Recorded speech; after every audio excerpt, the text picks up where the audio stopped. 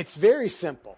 And quite often business owners get distracted by 1,000 things that are going on in their lives. But basically, you need to understand who your ideal customer is and the problem they're trying to solve. It's very simple. You now just need to formulate your language and how you present yourself in such a way that your ideal client is always either listening, maybe not ready to buy, but at least is attracted to what it is you're saying. And if you continue to be repetitive and the theme of what you're saying is consistent, and you can maybe tweak it at multiple different angles to catch them at a moment where they are ready to buy, you then have the ability to then be there and present that solution to them when they are ready to buy. Hello, hello, and hello. Welcome to the Profit Advisor podcast, where we separate coaching conversations from actual advisory outcomes. My name is Malcolm Reid. I'm the CEO and the founder of Pro Global Business Advisors and the mastermind behind the Profit Advisor platform. Now, each episode is going to be a real operator breakdown. What broke? What changed, and the systems that actually made the results repeatable. So if you want growth that survives without you, you're in the right place. And today we have the privilege and honor of welcoming Michael Joseph. Mike Joseph, welcome to the show. Hey, Malcolm, how you doing today, my friend? Hey, it's cold out here, but I'm warm inside. Oh, come on, cold. It was minus 17 at my house this morning. Okay, that gives me no reason to complain at all. I take your warmth any day. So before we jump in, let me tell our audience, Michael, all about you. Just to let you know about our esteemed guest, Michael is a PMP certified IT project and program portfolio manager, and he comes to us with 3 decades of IT software development and deployment experience. And as a certified profit advisor, so he is part of our community, Mike actually works with business owners to realize unforeseen revenue and profits in their business by utilizing proven strategies that are documented in his book. So yes, he's an author. It's called Pathway to Profit, Unlocking Your Business. So with expertise in project and program management, PMO formation with a high leverage of execution, business process development, agile software development, and leading large cross-function teams that consistently achieve business results through collaboration, solution-focused vision, and delivery. And Mike, he's that supportive type. He's supportive, but he's also that inspirational leader who brings out the best in people. And I know this firsthand. And as well as a design thinker who simplifies the complex, that sounds like me, he helps to simplify me, and find a better path forward, it results in better business performance. And that's Michael. So Mike, would you prefer me call you Michael or Mike? What would Mike be is fine. Mike All is right, fine. so we're going to call you Mike. So Yeah. Mike, listen, we're going to jump right in. Very impressive background. But as we all know, life just doesn't go that way. Everything is not always so smooth. So when you think about your business and your experience, especially when it comes to lead generation systemization, because that's our topic of today, we want to focus on that predictability over hustle.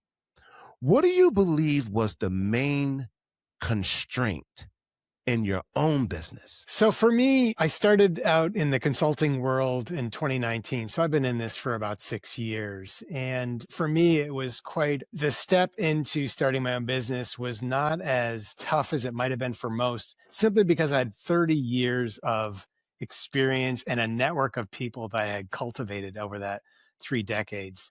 And I just quickly leaned in on that network and just started networking with people and taking them out to lunch or breakfast and having a quick cup of coffee or whatever it might be. And then with about going through COVID and other things like that, I've quickly realized that I had to expand beyond my network. And what I needed to do is I needed to find other areas for me to be able to source leads, source opportunities. And what that meant for me was connecting up with another group or network that could expose me to new ways of thinking, new ways of doing what it is that I needed to do in order to get new opportunities that weren't part of my network into my fold. And that's where I joined the Pro Global Network and became a business coach in that network. And what it allowed me to do is lean on my prior experience and skills that I had had Hmm. Hmm. as not only an employee and a software and IT executive that was dealing with, people in the C-suite and learning a bunch about financing and how business operated from an operational perspective, a sales, marketing perspective, but take that experience and bring it to others that could benefit from that, and understanding and learning different ways in which I can present myself to new people that I didn't know and that didn't know me, to present what I had for value that I could provide to them to help them move their ball forward. Because one of the things I really love to do is I love to come into a situation and make it better as a result of being part of it. Yeah. And I felt like I did that for everybody. I did in my career over 30 years, plus and when I was a consultant, as a consultant, I do that today. But what I didn't know how to do is how could I do that for somebody who doesn't know me? How could I do that in an area where I didn't have familiarity with that industry or that business or that segment that they were working in? Got it. So it sounded like you had your routine. You had, you were doing things the way that you were, because you gave us kind of like, you gave us the high level version of your story, but I'm going to dig in a little deeper, Yeah. because, as you know, right now, you know, we live in a world where, things are challenging, especially for that small business owner who, they don't have big budgets and they're trying to figure this all out. So you said COVID kind of forced some decisions, but what did you stop doing that you were doing that felt scary at that time? So one of the things that I had no familiarity in doing whatsoever was engaging in a business conversation with somebody who I didn't know. So for me, the challenge was how do I present myself? How do I start that conversation with somebody who I don't know? And how do I get that back and forth going with them, that question and answer type exchange, so that I could learn more about them, they could learn more about me, and we can position ourselves in a situation where I could better understand their challenges, and I could then map the value I could provide to help them overcome those challenges. So how did you overcome that? I mean, but you said you didn't even know how to strike up a conversation with a stranger. Like, what did you do? And the audience is listening, because I'm sure there's Yeah, plenty of you out there who feel the same way. I know I have a tough time talking to strangers. yeah. I just got over it. I'm just like, hey, I just got to do this. There's nothing for me. I'm one of those people that will jump in because no matter how long I wait, I'm going to be uncomfortable regardless of how long it takes me to get there. So just be Mm. uncomfortable now Wow. and Mike, and I'm and gonna learn pause from that. right there. Hope, because you just dropped three really good gems. You said it's uncomfortable, do it anyway. Yeah, Right? So you have to take action. Even though it doesn't feel good, you're saying just jump in and just do it, even though it doesn't feel good. that's right. That's right. And for me, it was leaning on and leveraging, prior life experiences. My father died when I was a senior in college, had to jump Uh, in and just do it. Right. I've been in situations on school boards or in public forums where I felt uncomfortable, but you just gotta get in and do it. And as a result, that prior experience makes you feel not more comfortable with it, but it makes it less scary, such that you can then lean on that experience and say, okay, I know this is going to be uncomfortable. I know I'm probably going to make a mistake, but that's fine. I'm just going to keep on going on. And over time, you get more comfortable with that and you start to engage with people on things that you weren't even thinking were possible prior. it didn't go past me that, the level of vulnerability to just you mentioned your dad passed away and you kind of quickly moved to something else. That's Yeah, big, and a lot of people don't know what that's like to grow up without, you know, that rock, your father right there beside you. So to our listeners, there's something else that really stands out big here is no matter how successful we are, no matter what our background is, we're human, and life shows up sometimes and just gut punches you and throw things your way that are extremely difficult to overcome. But what I'm hearing you say, Michael, is in spite of those things, you got to find a way to keep moving forward. that's right. Yeah. Everybody has a life story that has been transformative for them at some point in their lives. And, you can either wilt under the pressure of that. And there is a period of time where you've got to, give yourself some space and some time to recover. But at some point, you've got to move forward. And, those moments, as challenging as they are, they're opportunities to learn and discover who you really are. And I think people should give themselves grace in those situations, but obviously there's a lot of opportunity that follows on.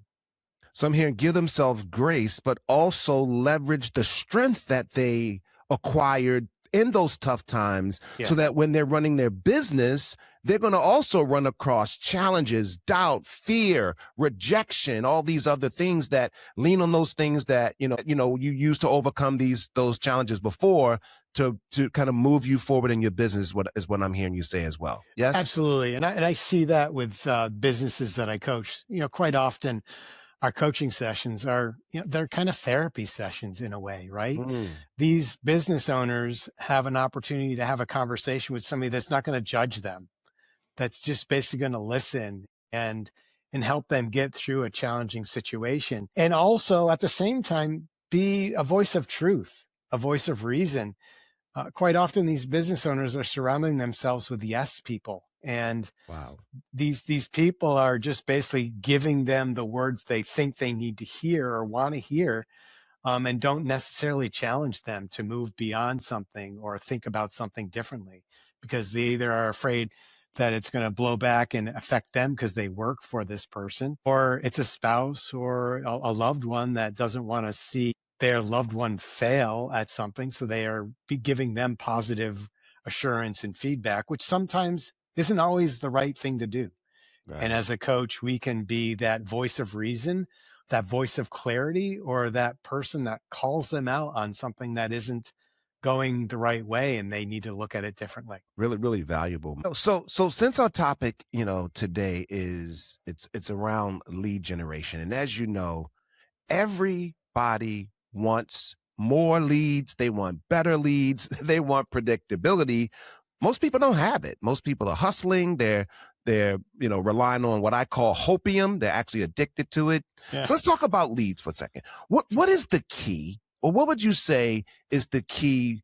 Talk to our audience, for the small business owner, to generating a consistent, repeatable flow of high quality leads. Great. Good question. Awesome question. So it's very simple. And quite often business owners get distracted by 1,000 things that are going on in their lives. But basically, you need to understand who is your ideal customer and how do you need to speak to them? What is the problem they're trying to solve? Once you identify who your ideal customer is and the problem they're trying to solve, it's very simple. You now just need to formulate your language and how you present yourself in such a way that your ideal client is always either listening, maybe not ready to buy, but at least is attracted to what it is you're saying. And if you continue to be repetitive and the theme of what you're saying is consistent, and you can maybe tweak it at multiple different angles to catch them at a moment where they are ready to buy, you then have the ability to then be there and present that solution to them when they are ready to buy. So, us as coaches, there's this conversion formula where you need to basically understand what it is that they're looking for a solution, and then present that solution at the right time.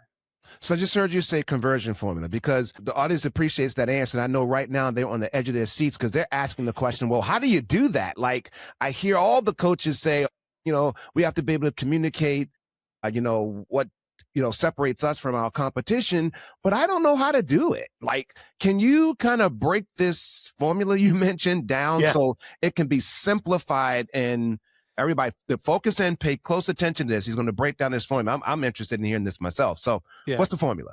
Yeah. So like I said, it's simple.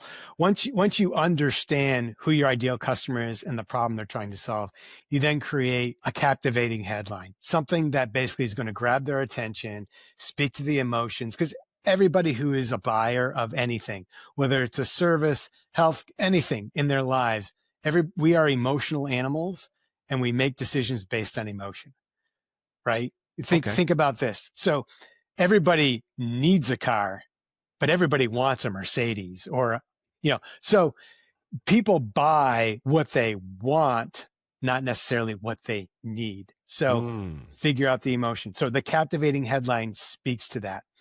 Then there's the fascination of, okay, now you've got me captivated. Now fascinate me with some additional information that draws me in, meaning, okay, you've presented me with a problem with a captivating headline. What's a potential solution that you can provide for me that gets me to understand better how you understand me as a potential buyer?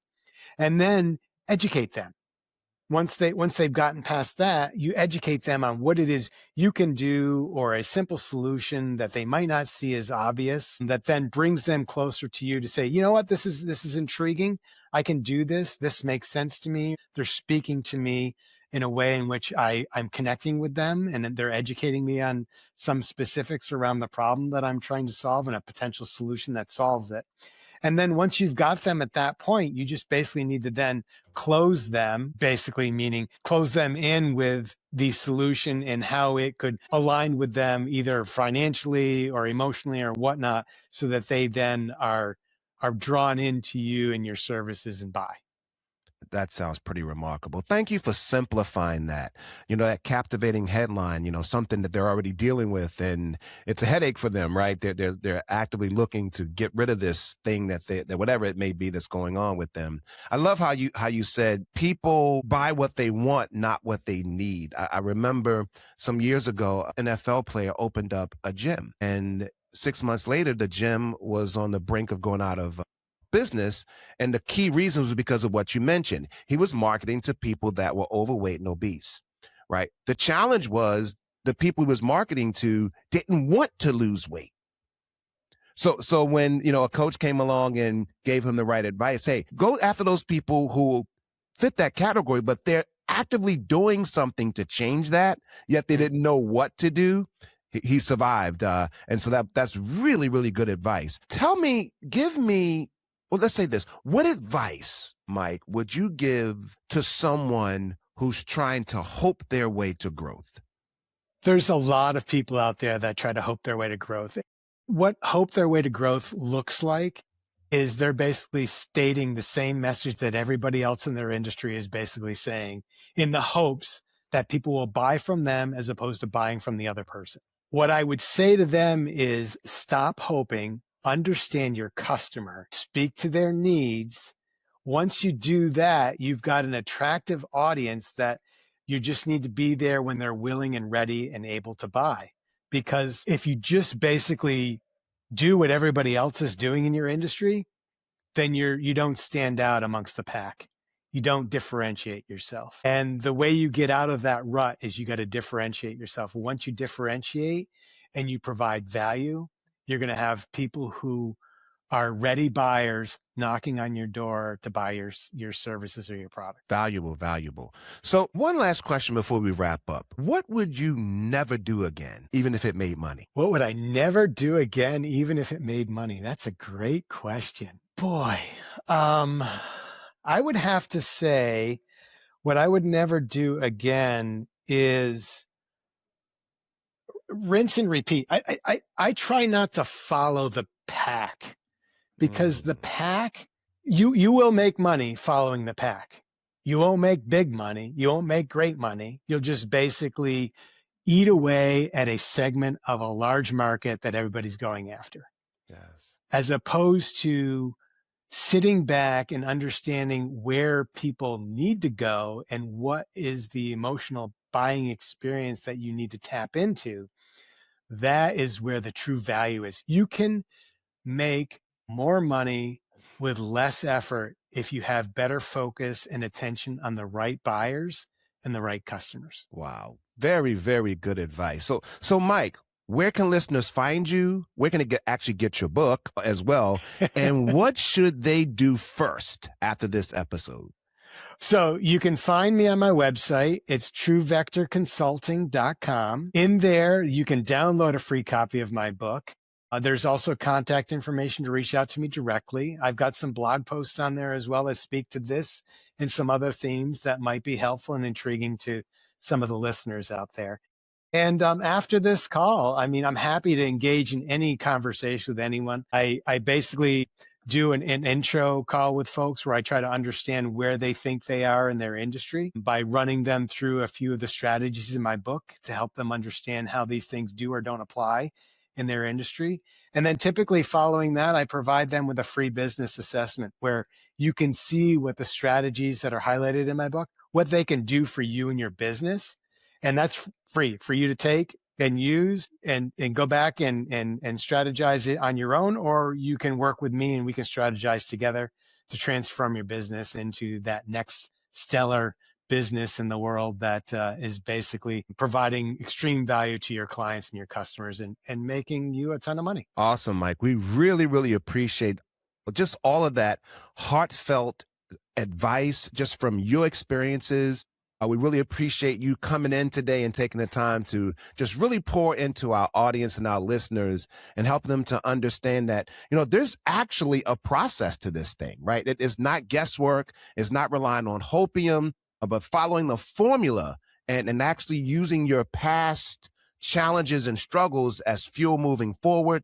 That was very valuable. So, hey, listen, if you found this episode valuable, it made you rethink anything that you may be doing, don't just binge, actually build. All right. So again, if it's value for you, follow the show, send it to someone who you know who's still running their business off of hopium and instead of systems. I'm Malcolm Reid. Thanks for tuning in to the Profit Advisor podcast, and we'll see you on the next episode.